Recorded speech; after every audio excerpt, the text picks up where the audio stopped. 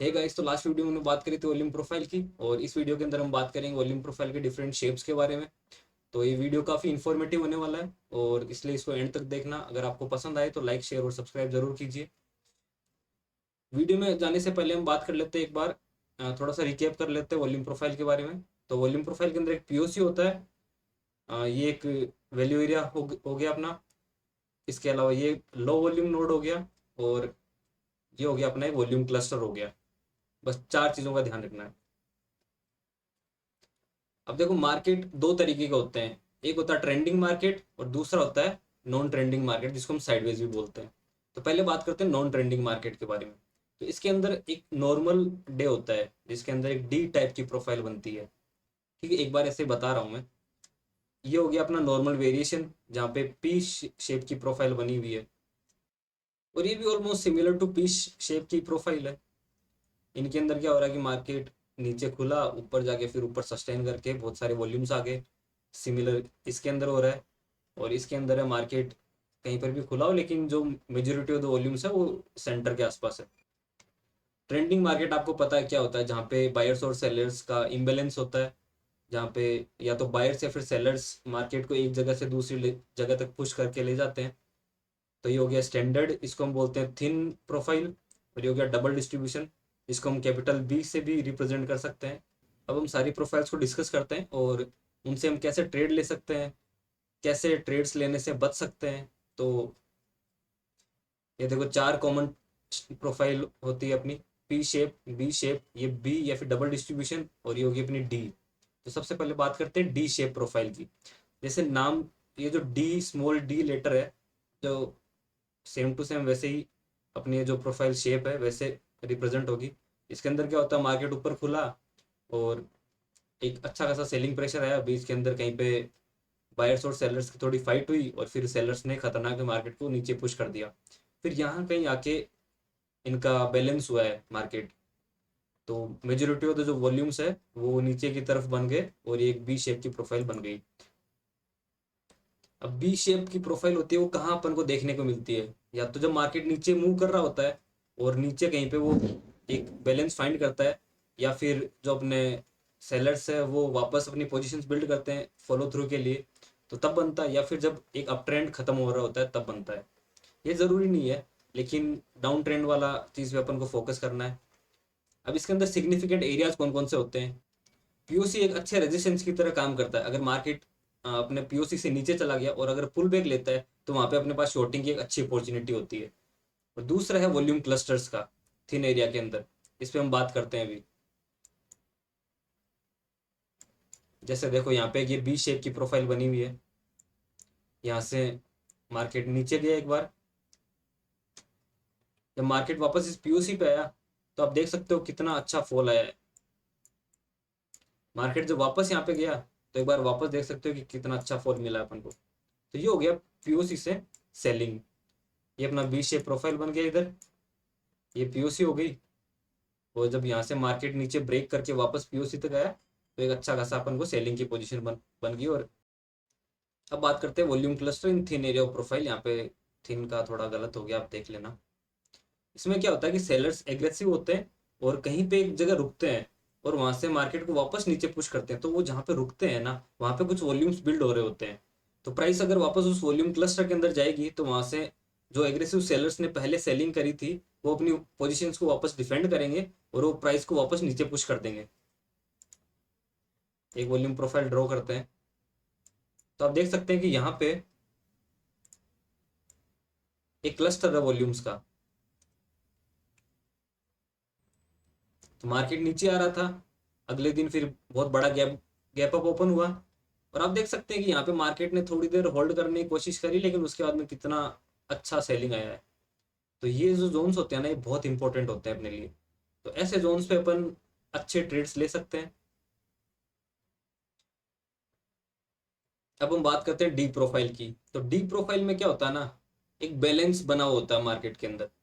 जो बायर्स और सेलर्स होते हैं वो मार्केट को एक बैलेंस में रखते हैं जहाँ पे उनके प्राइस का रोटेशन चल रहा होता है। और जो अपना वैल्यू एरिया बनता है वो कहीं सेंटर में बन जाता है। ऊपर और नीचे की साइड में थोड़े थोड़े वॉल्यूम्स क्लस्टर होंगे और सेंटर के अंदर अपना वैल्यू एरिया रह जाता है। और यहाँ पे ये पीओसी होगी।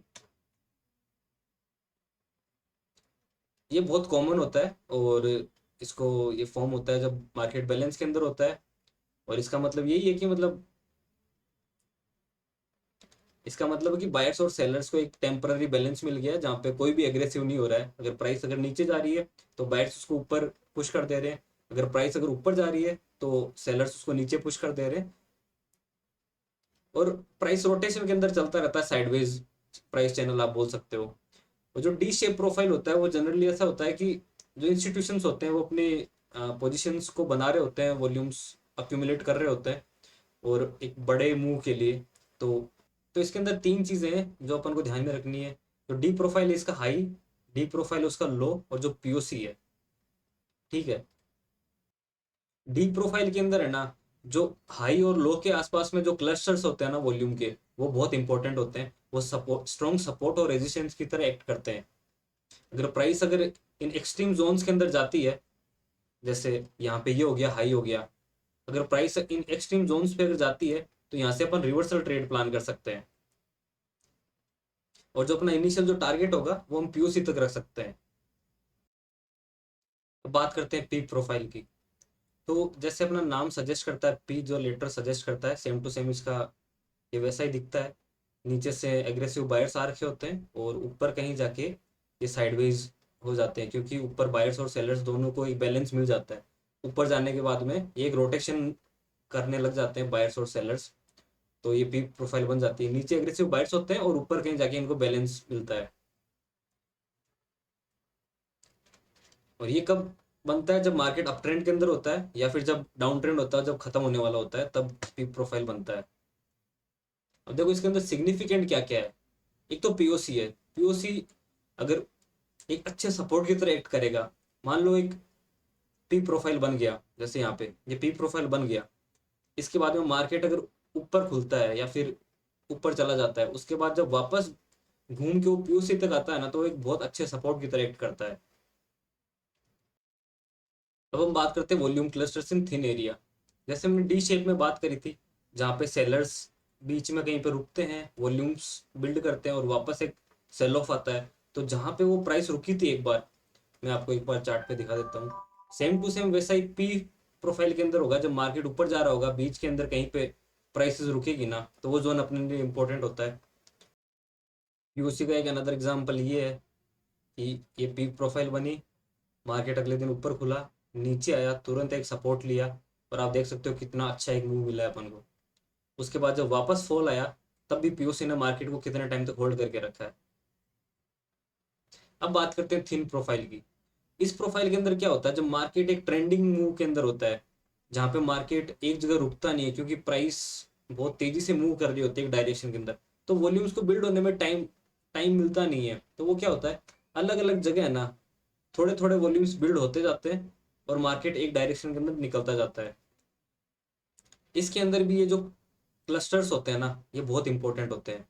जैसे एक यहाँ पे है, एक ही यहाँ पे है। यहाँ पे क्या होता है कि जो सेलर्स है उन्होंने अपनी पोजीशन बनाई और फिर वापस सेल ऑफ आया है। तो जब प्राइस वापस यहाँ तक जाएगी ना, तो अपनी पोजीशन को डिफेंड करेंगे। जैसे यहाँ पे हुआ है, यहाँ पे क्लस्टर है, मार्केट नीचे गया, जब वापस ऊपर आया तो इन्होंने ऊपर जाने नहीं दिया और वापस नीचे पुश कर दिया। एक बार के लिए तो कर ही दिया। तो इस तरीके से हम इनको ट्रेड कर सकते हैं। एक अनदर एग्जांपल ये है, ऊपर की तरफ यहाँ पे एक क्लस्टर है, मार्केट ने एक बार फेक ब्रेकआउट दिया और फिर यहाँ से आप देख सकते हो कितना स्मूथली अपन को एक मूव मिला है। जब प्राइस नीचे आया तो वापस एक क्लस्टर मिल गया और कितने अच्छे जोन वॉल्यूम्स है इसके अंदर, तो यहाँ से एक बाउंस बैक देखने को मिल गया।